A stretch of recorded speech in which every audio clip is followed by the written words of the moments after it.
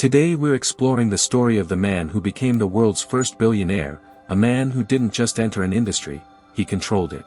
This is the story of how John Davison Rockefeller built one of the most powerful business empires in history from almost nothing.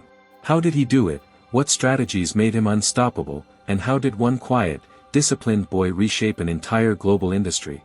This is the rise of Rockefeller. Before oil, before industry, before unimaginable wealth, there was simply a quiet boy who hated wasting money. He wasn't born rich. He grew up in a modest household where every cent mattered. His father, William Rockefeller, was a traveling salesman known for selling questionable miracle medicines and disappearing for long stretches of time. His mother, Eliza Rockefeller, was the complete opposite, disciplined, deeply religious, and extremely careful with money. From her, he learned a powerful lesson: nothing should ever be wasted. As a child, he tracked his money carefully, lent small amounts and charged interest, raised animals and sold them for profit, and recorded every earning and every loss. To him, money wasn't emotional. It was mathematical. That mindset would later build one of the greatest business empires the world had ever seen. As Rockefeller grew up, America itself was transforming. Railroads expanded across the country, cities grew rapidly, factories replaced farms, and industry became the new engine of wealth. But one essential need still drove daily life: light. Before electricity, people relied on candles and oil to see after dark, and whale oil, the main source, was becoming scarce and expensive. Then everything changed. In 1859, oil was successfully drilled from the ground in Pennsylvania. A new energy source had arrived. Most people saw opportunity. Rockefeller saw a system waiting to be controlled. At 16, he got a job as an assistant bookkeeper. He wasn't drilling oil or selling oil, he was studying numbers. He analyzed costs, tracked transportation, and studied supply chains. And he noticed something others didn't. The real money wasn't just in producing oil, it was in refining it efficiently. Whoever controlled refining controlled the industry. In 1863,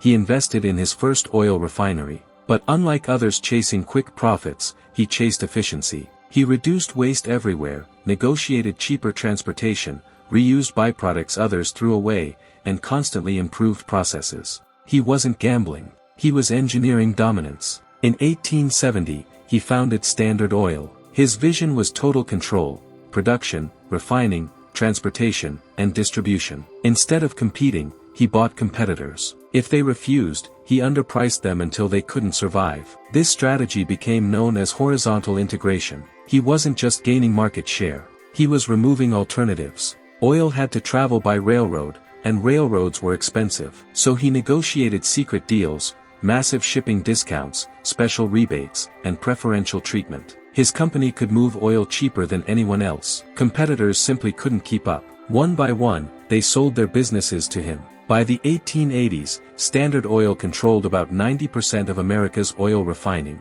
9 out of 10 barrels passed through his system. He created efficiency on a scale never seen before. But with that power came fear. Many believed one man now controlled too much. Journalists began investigating. The most influential was Ida Tarbell, who exposed the company's secret deals and aggressive tactics. Public opinion shifted. Rockefeller was no longer just a brilliant businessman. He became a symbol of corporate power run too far. After years of legal battles, the U.S. Supreme Court ruled that Standard Oil was an illegal monopoly and ordered it to be broken into 34 separate businesses. It looked like defeat, but he owned shares in them all. As they grew, his wealth grew even more. By the early 1900s, his fortune exceeded $1 billion, something no one had ever achieved before. Yet instead of simply accumulating more, he began giving it away. He funded universities, medical research, education, and public health. His donations helped shape modern science and medicine, and he gave away more than half his fortune. He was calm,